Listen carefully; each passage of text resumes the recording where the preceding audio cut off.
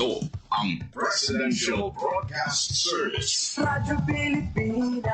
Radyo Publiko ng Bagong Pilipinas para sa Bagong Pilipino. Naghahatid ng mahahalagang balita at impormasyon na guugnay ng pamahalaan sa sambayanan. Tulay sa himpapawid ng serbisyo publiko. Radyo Pilipinas. Radyo Publiko. Ang boses ng Pangulo. Sa Iloilo, Radyo Pilipinas. 585 AM. Oras sa Radyo Pilipinas, alas 8:01 sa aga. Nagapanguna nga balita sa syudad, sa mga banwa, sa probinsya sa Iloilo, kag kaingon ng mga probinsya. Mga pananaon sa likod sa mga balita. Inyong mabatian sa Radyo Pilipinas Iloilo News. Mga balita na magasugata sa inyong nga aga. Ginbantayan, ginsunod, gintipon sa Radyo Pilipinas Iloilo News Team. Gikan sa hulot balitaan. Diretso sa inyong palamatian. Yari ang Radyo Pilipinas Iloilo News.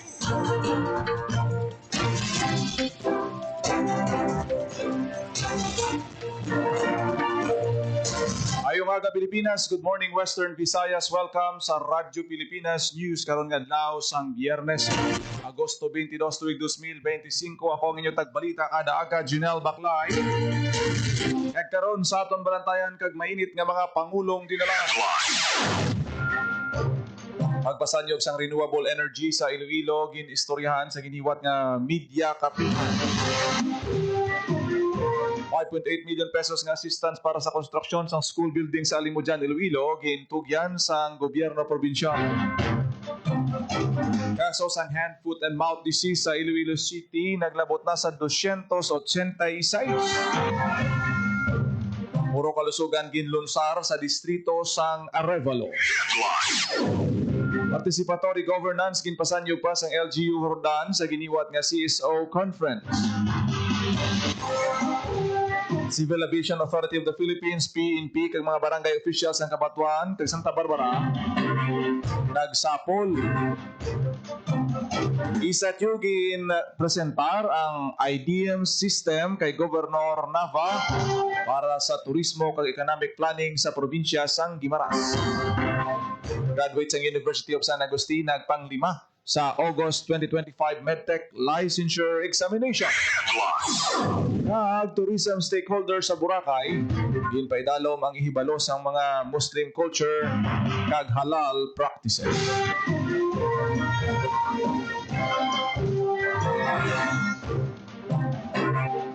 Oras sa Radyo Pilipinas, alas 8:04 sa aga kagkaron sa detalye na sa aton mga balita lokal. Radyo Pilipinas. Radyo Pilipinas News. Media kapihan para istoryahan ang renewable energy sa Iloilo ang ginhiwat. Radyo Pilipinas. Radyo Pilipinas. Report. Sa detalye sang balita ni Hope Turchante. Gintipon sa isa ka media kapihan session sang Clean, Affordable and Secure Energy o CONCASE kaupod ng Department of Energy ang mga media professionals sa Iloilo. Ginistoryahan sa mga tiglawas sang DOE, Iloilo Province kag CASE ang padayon nga pagpanghangkat nga ginapangatubang sang energy developers lakip na sa permitting kag approval process. Gintilala sa kapihan ang dako nga papel sang media sa pagpataas ang ihibalo sang publiko sa energy transition kag pagsabat sa mga sala nga pagpati sa renewable energy. Nangin panelist sa kaliwatan sa Mr. Ray Victor Garin sang PG Enro Iloilo, Mr. Gaspar Escobar Jr. sang Institute for Climate and Sustainable Cities, kag Pope John Soto sang Global Wind Energy Council. Para sa Bagong Pilipinas, Hope Trichante, Radyo Pilipinas, Radyo Publiko. Radyo Pilipinas. Radyo Pilipinas News. Puro kalusugan ang ginhiwat sa distrito sang Arevalo agad bahtagan sang serbisyo ang pila ka mga pumuluyo. Radyo Pilipinas. Radyo Pilipinas. Sa detalye sang balita, Itambuhan sa mga healthcare professionals, advocates, district health center personnel at mga residente ang launching sang puro kalusugan sa barangay Hook Arevalo sa nadigad nga Agosto 20 nga giniwat sa Regional Evacuation Center. Ang puro kalusugan isa ka primary care program sa Department of Health na may tinutuyo nga ipalapit pa ang health services sa mga kabarangayan. Napilihan sa DOH ang distrito sa Arevalo bilang pilot area para ipatuman ini sa syudad partikular sa Barangay Calaparan, Suok, kag Santo Niño. Sa launching may ara sang ginpahantang ang mga wash corner, immunization lounge, teenage pregnancy booth, nutrition station, kag iban pa. Suno sa DOH, nag-focus ang programa sa 8 ka-priority health outcomes na ang vaccination, nutrition, water sanitation, maternal health, TB, HIV screening, road safety, non-communicable diseases, kasubong sa high blood pressure, kag diabetes. Kinpangunahan ang programa ng Iloilo City Health Officer Dr. Marian Poli Diaz, kaupod si Dr. Annabel Yumang, DOH Western Visayas Regional Director, bilang dinapit nga bisita. Yaraman sanday Executive Assistants J. Trenyas kag Dr. Candice Tupas nga naging tiglawas ni Mayor Raisa Trenyas. Para sa Bagong Pilipinas, General Baclay, Radyo Pilipinas, Radyo Publiko. Radyo Pilipinas. Radyo Pilipinas News. 5.8 million pesos nga assistance para sa konstruksyon sang school building sa Alimujan, Iloilo, gintugyan sang Iloilo Provincial Government. Radyo Pilipinas. Radyo Pilipinas. Marian Grace Terenya. Gin-turnover sa Iloilo Provincial Government ang 5.8 million pesos nga assistance para sa pagtukod sa school building sa Barangay Abang-Abang, Alimujan, Iloilo. Mismo si Iloilo Governor Ata Navasar Jr. ang nag-turnover sa support sa barangay opisyales sining karon lang. Gamiton ang assistance sa pagtukod sa bago nga 3-classroom building sa Filemon Alfeche National High School. Ang assistance ang kabahin sa inisyatibo sa gobyerno probinsyal nga pabasugol ang mga pampubliko nga bulutmuan sa probinsya para mapasiguro nga may access ang mga learner sa mga pasilidad nga ila kinahanglanon agud mag-uswag kag manginman dinalagon. Para sa Bagong Pilipinas, Marian Grace Aranyata, Radyo Pilipinas, Radyo Publiko. Radyo Pilipinas. Radyo Pilipinas News. Naglabot na sa 286 ang nabalhag nga kaso sa hand, foot, and mouth disease sa siyudad sang Iloilo. Sa datos ng Iloilo City Epidemiology and Surveillance Unit, as of August 20, nadugangan sang 7 ka mga bagong nga kaso sa hand, foot, and mouth disease ang siyudad. Sa diin 73 ang aktibo nga kaso, samtang 213 naman ang nakarecover. Ang hand, foot, and mouth disease ang nagalapta pamaagi sa hangin nga nagadala sang droplet kung magpanghatsi o kung mag-ubo ang tawo nga infected sang balatian. Nagalapta man ini pamaagi sa pagtandog sa mga bagay nga kontaminado sang virus halin sa sipon, laway, ihi kag higko sang tawo nga nagadala sang virus. Ginarekomenda gid ang maayo nga sanitasyon kag regular na pagpanglimpyo agud malikawan ang balatian. Radyo Pilipinas. Radyo Pilipinas News.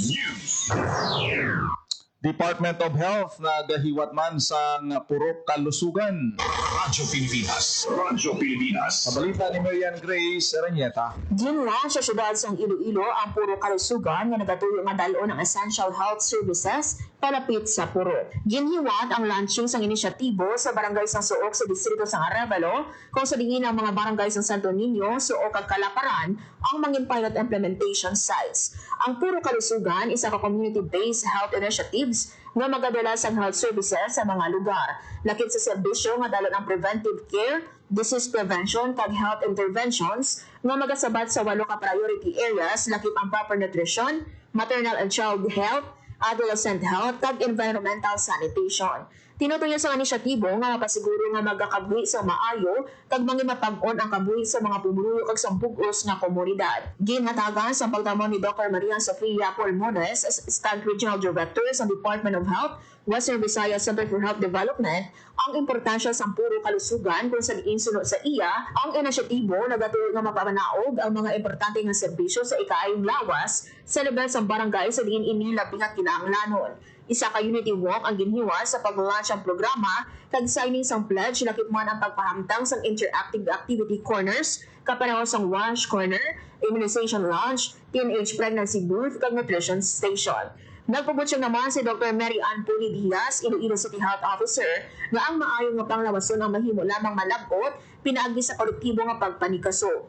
Ginhaylo man sang City Health Officer ang tanan nga magbinuligay sa paghimo sang kada purok bilang hub sa puro kalusugan. Para sa Bagong Pilipinas, Marian Grace Aranyata, Radyo Pilipinas, Radyo Pilipinas. Radyo Pilipinas News. Nagtipo ng mga civil society group sa bahin sa Hordan Guimaras. Ini kasunod sa meeting nga ginapatigayon. Aktibo ang mga miyembro sa pagbaton sang pila ka mga benepisyo. ginpangunahan sa Iloilo Province o kung sa Guimaras Provincial Government ang amo nga kahiwatan. Radyo Pilipinas. Radyo Pilipinas News. Sa ibang pang balita, estudyante sa University of San Agustin panglima sa giniwat nga medtech licensure examination. Radyo Pilipinas. Radyo Pilipinas Sa detalye sa balita ni Hope Richard. Nagpanglima sa August 2025 Medical Technologies Licensure Examination ang graduates ng University of San Agustin sa Iloilo City. Si Mark Juriel Masangkay ang nakakuha sa 98.20% nga passing rate kag isa sa 156 tanan ka mga bag-o nga Augustinian RMTs. Sa piyak nga bahin nagpalabot naman sang pagpanamyaw si Governor Jose Enrique Miraflores ang aklan sa kadalagan ni Masangkay. Para sa Bagong Pilipinas, Hope Tarichante, Radyo Pilipinas, Radyo Publiko. Radyo Pilipinas. Radyo Pilipinas News. Civil Aviation Authority of the Philippines kay PNP, barangay officials ng Kabatuan kay Santa Barbara ang nagsapol. Sa detalye sang balita, Radyo Pilipinas. Radyo Pilipinas Report. Nagsapol ang Civil Aviation Authority of the Philippines Kaap Area 6 sa pod ang mga kapitan sa Barangay Tiring sa Kabatuan, kag Barangay Kamambugan, kag Barangay Kadagmayan sa Santa Barbara, kag Kabatuan, kag Santa Barbara PNP, agud istoryahan ang nagapabilin ng mga problema sa airport access roads. Ginbayaw sa Sinapol ang clearing sa mga salakyan nga illegal nga nakapark sa area. Sabat sa pagkaguba sa mga perimeter fence, kag aksyon agud matap na ang kolorum ukol illegal nga transport operation sa lugar. Katuyuan sang joint effort sa mga nasambit nga opisina nga ipabilin nga hinway sa katalagman ang dalangan padulong kag pagwa sa Iloilo International Airport. Para sa Bagong Pilipinas, Hope Tarichante, Radyo Pilipinas, Radyo Publiko. Radyo Pilipinas. Radyo Pilipinas News. Presenta sa Iloilo Science and Technology University and Integrating Data for Economic Analysis Management System kay Governor Lucel Nava nga ginalantaw makabulig sa turismo ang planning sa probinsya sa Guimaras. Ang IDMs, isa ka centralized digital platform na gina-develop sang ISAT2 agud makabulig sa pagtipon, pag-analyze kag pagpresentar sang tourism data. May ara ini sang digital dashboards, integrated geographic information system kag standardized tools nga magasuporta sa mga local government units sa economic monitoring, strategic planning kag efficient tourism data management sa probinsya. Ginpatag man sa project team ang ilang mga aktibidad sa Guimaras, nakit na ang orientation sa mga tourism officers, workshop sa data collection kag reporting, training sa mga tourism establishments kag konsultasyon upod sa mga stakeholders para sa system improvement. Ang pag-transfer sa teknolohiya sa provincial government sa Guimaras ang ginaduso pinaagi sa isa ka memorandum of agreement nga ginalakipan sa isa ka tuig nga free system access kag 100,000 pesos nga annual fee sa mga masunod nga tuig. Nakita ni Governor Nava ang potensyal sa proyekto sa pagpabakod sang turismo kag economic planning sang probinsya, agud ipaydalo mga anay nga proposal sa tulid nga pag-review. Radyo Pilipinas. Radyo Pilipinas News. Tourism stakeholders sa Boracay ginpaydalom sa ang ihibalo sa mga Muslim culture halal practices. Radyo Pilipinas. Radyo Pilipinas Report. Sa detalye sang balita ni Hope Turichan. Nakaagom sang mas madalom nga ihibalo sa kultura sang Muslim kag halal practices sa mga tourism stakeholders sa isla sang Boracay sa tapos ang ginhiwat nga seminar Understand Muslim Travelers. Ang seminar isa ka learning session nga may tinutuyo nga maghatag sang nagakaigo nga ihibalo agud mas maintindihan sang maayo ang mga Muslim visitors sa ila tagsa ka mga establishment. Ang seminar ginpangunahan sang Department of Tourism kaupod ang local government units sang Malay.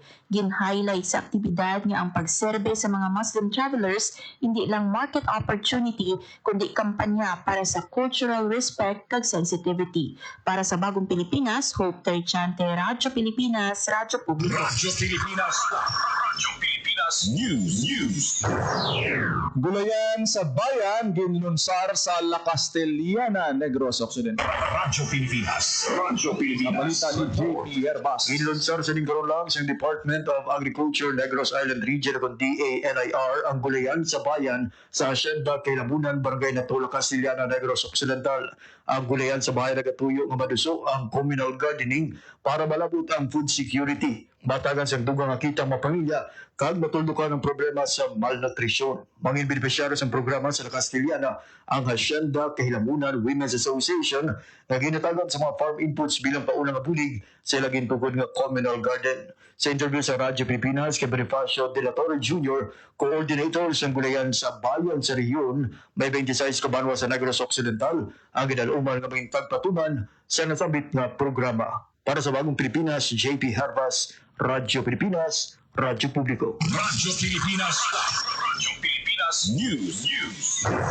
May aras ang 172 tanan ka mga motorsiklo kag motor vehicle owners ang nakakuha sang plaka sa ginhiwat sang Land Transportation Office Region 6 nga stop plate and go sa distrito sang Haro, partikular sa Haro Plaza sang nagligad nga Agosto 21. Ginsuguran sang LTO ang pagpanagtag alas 9 sang aga kang nagtakop ini alas 4 sa hapon. Ginpangunahan nanday Attorney Gaudioso Iluspan II kag Assistant Regional Director Jack Conlo ang pagpanagtag o kung pagpatigayon sang plate distribution sa mga motorista.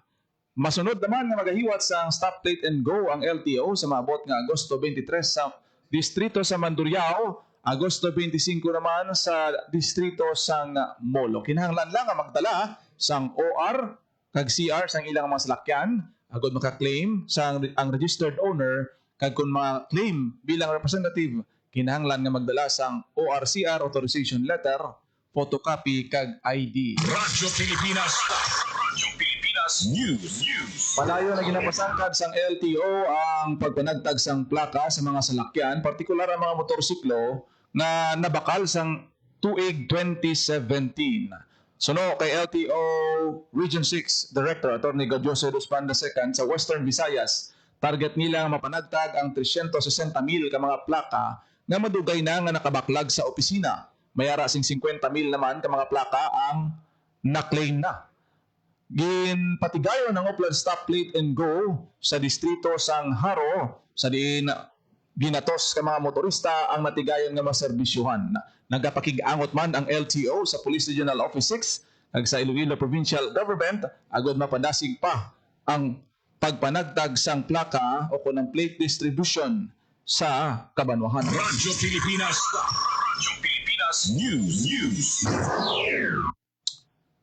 Sa ibang pangabalita, CHED Region 6 bukas sa pagbaton sa aplikasyon sa mga teaching kag non-teaching personnel sa mga HEI nga luyag magkuha sang masters o kon doctorate degrees pinaagi sa SICAP. Radyo Pilipinas. Radyo Pilipinas News. Sa detalye sang balita ni Marian Grace Erenya. Nagpanawago ng Commission on Higher Education o CHED Region 6 sa mga interesado nga mag-apply para sa Batch 2 sa Scholarships for Staff and Instructors Knowledge Advancement Program o SICAP. Nag-umpisa na sa pagbatan sa aplikasyon ang CHED Region 6 para sa SICAP 2. Ang grant bukas sa mga teaching kag non-teaching personnel sang higher education institutions nga luyag magkuha sang master's o doctorate degree sa CHED recognized graduate programs nga ginatanyag sang approved delivering HEIs. Magahiwat sa public orientation ng CHED sa mga interesadong aplikante sa Agosto 22 sa alas 10 sa aga pinaagi sa Zoom. Sara nga makasumete sa aplikasyon ang interesado tubong Setyembre 8 sining nga tuig. Para sa Bagong Pilipinas, Marian Grace Aranyata, Radyo Pilipinas, Radyo Publiko. Radyo Pilipinas. Radyo Pilipinas News. Urban gardening gintudlo sang DA Western Visayas sa mga residente sang Balabag Pagban. Radyo Pilipinas. Radyo Pilipinas. Sa balita ni JP Herbas. Nagtuon sang teknolohiya tuhoy sa urban gardening ang mga residente sa Balabag Pavia. Inisidalom sa National Urban and Peri-Urban Agriculture Program o kung NUPAP sa Department of Agriculture Western Visayas na nagatuyo nga mapabaskog ang food security. Ang programa nag-focus sa kung paano tala umahon sa maayo ang communal garden agud masigurado ang maayo nga produksyon, maamligan ang palibot, mabuhinan ang farm waste kag mapataas pa ang kita. Ang mga residente, giniganyuman nga mag-practice sa sustainable agriculture, kaangay sa husto nga land utilization, kag paggamit sa nagkaangay nga composting techniques kag organic inputs. Kalungan sa paghatag sa bago nga may ideya, ginpanabot man sa DA Western Visayas mga residente, ang 180 kasako sa organic fertilizer, kag naglain-laing mga binhi sa ulutanon. Para sa Bagong Pilipinas, JP Harvas, Radyo Pilipinas, Radyo Publiko. Radyo Pilipinas. Radyo Pilipinas News. Nagiwat sang clinical breast examination kag cervical cancer screening, pinagi sa visual inspection gamit ang acetic acid para sa mga babayi nga nag-edad 25 to 65 anyos. Ang Iloilo Provincial Health Office kaupod ang Gimbal Primary Care Facility. Ginpaidalom sa examination kag screening ang 25 ka barangay health workers kag nagatag sang supervised VIA procedure demonstration sa 11 ka Gimbal PCF health workers. Sinutuyo sang kaywatan nga amligan ang ikaayong lawas sang kababainhan nga nahisuno sa slogan nga babae mahalaga ka. Giniwat ang examination screening sa Gimbal Gymnasium. Radyo Pilipinas. Radyo Pilipinas News. Formal na inunsar sa Department of Agriculture Western Visayas kag Agricultural Training Institute ang gulayan ng bayan o kung GSB project sa Aklan. Ang gulayan sa bayan nagatuyo nga maduso ang communal gardening para malabot ang food security, mahatagan sang dugang nga kita ang mga pamilya kag matuldukan ang problema sa malnutrisyon. Sa giniwat nga launching 4 ka rural improvement clubs halin sa mga banwa sang Malay, Banga, Malinaw kag Naba sa Aklan ang nagbaton sa nanuhay-tuhay nga farm tools balor 20,000 pesos bilang pauna nga bulig para mapanami ang pagtukod sang ilang communal garden. Magluwas diri sa oras nga makumpleto sa mga benepisyaryo ang mga ginapangayo nga requirements, makabaton pagid sila sang 50,000 pesos nga low-cost rain shelter o kon greenhouse project kag 30,000 pesos nga balor sang binhi, abono kag iban pa nga farm inputs. Suno sa DA Western Visayas, target nila nga malunsar ang programa sa 13 ka iban pa nga banwa sa Aklan, 18 ka banwa sa Antique, 17 ka banwa sa Capiz, 5 ka banwa sa Guimaras, kag 42 ka banwa sa Iloilo. Radyo Pilipinas. Radyo Pilipinas News. Nadampan sa Pasig City Police Station Drug Enforcement Team ang isa ka high-value target individual sa ginpatigayon nga drug buy-bust operation sa barangay Poblasyon, Ilawod, Pasig City. Ang suspect ginkilala kay alias Ronron, 27 anyos, kag residente sa barangay Kinagaringan, Pequeño, Pasig City. Nakumpiska sa operasyon ang 75 gramos ng suspected shabu nga nagabalor 500,000 pesos. Ang manidalagon nga operasyon resulta sa kapintatlo ka semana nga monitoring sa suspect. Nagagwa sa report sa kapulisan nga nakagwa na ang suspect o kung nagakuha ang suspect sa drug supply sa siyudad sang Iloilo kag ginabaligya sa Pasig City. Suno kay Iloilo Police Provincial Office Director Colonel Bayani Razalan, ang madinilagon nga operasyon nagapakita sang wala untat nga dedikasyon sa pagtapna sa problema sang illegal nga droga sa probinsya sang Iloilo. Dako gid pagpasalamat sa opisyal sa bulig sang pumuluyo nga naghatag sang patod nga impormasyon para maaresto ang mga nagaduso sang illegal nga droga sa komunidad. Ginmanduan man ni Razalan ang kapulisan nga padayunon ng masangkad nga kampanya batok sa illegal nga droga sa probinsya sang Iloilo. Radyo Pilipinas. Radyo Pilipinas News. Oras sa Radyo Pilipinas sa alas 8:24 sa Radyo Pilipinas. Radyo Pilipinas. Kaginyo na batian ang detalye sa mga nagapangunang nga balita sa pagpangalagad sang Radyo Pilipinas News subong adlaw sa Biyernes, August 22, 2025. Good morning sa aton mga Facebook Live viewers. Sir Jimer Gallego nga nagapamati sa aton siniya nga pagpangalagad, si Sir Magdaleno Fajardo nga nagaupod man sa aton siniya nga programa. Kita karon sa programa Iloilo Morning. Kada aga ko naging lamang inyo alagad ang inyo tagbalita, Junel Baclay. Mayong aga Pilipinas, God bless Iloilo. Radyo Pilipinas. Radyo Publiko. Radyo Pilipinas. Sa ASEAN, iisang laban pagdating sa kalusugan. Kaya't ang banta sa isa ay banta sa buong rehiyon. Ito ang diwa ng One Region, One Health. Alam niyo ba, noong kasagsagan ng pandemya, nagpadala ng tulong ang mga kapitbansa ng mga PPE, test kits at kaalaman dahil sa koordinadong aksyon ng rehiyon. Mabilis at maayos itong naiparating sa mga nangangailangan. Nagkaroon ng online training, palitan ng datos at sabayang aksyon. Bawat bansa alam ang susunod na hakbang kahit magkakaiba ng hamon. Nagkaisa rin ang mga scientists at health workers mula sa iba't ibang bansa. Nagtulungan sila sa pagbabahagi ng research, pagbuo ng solusyon at pagtuturo para mas mapabilis ang tugon. At hindi lang kalusugan ng tao ang mahalaga. Minsan, ang sakit ay nagmumula sa hayop o kapaligiran. Lahat naramdaman natin yung impact ng COVID sa ating day-to-day living. And sabi nga nila, if yung COVID may have come from bats na tumalon sa ibang species and then eventually sa humans. So nagkaroon tayo ng ganung klaseng awareness na ang biodiversity loss, pag nangalaga tayo ng kalikasan natin, can actually support our efforts to prevent in the long term yung mga zoonotic diseases or mga pandemic. Kaya mahalaga ang kabuuang pagtingin sa kalusugan ng tao, hayop at kalikasan o ang tinatawag na One Health. Isa itong pagtutulungang paraan para sabay-sabay mapangalagaan ang lahat ng ito, lalo na laban sa mga bagong sakit, resistensya sa gamot at epekto ng climate change. Dahil sa ASEAN, mas mabilis ang tulong, mas handa tayo at mas ligtas ang bawat isa sa riyon. One Region, One Health.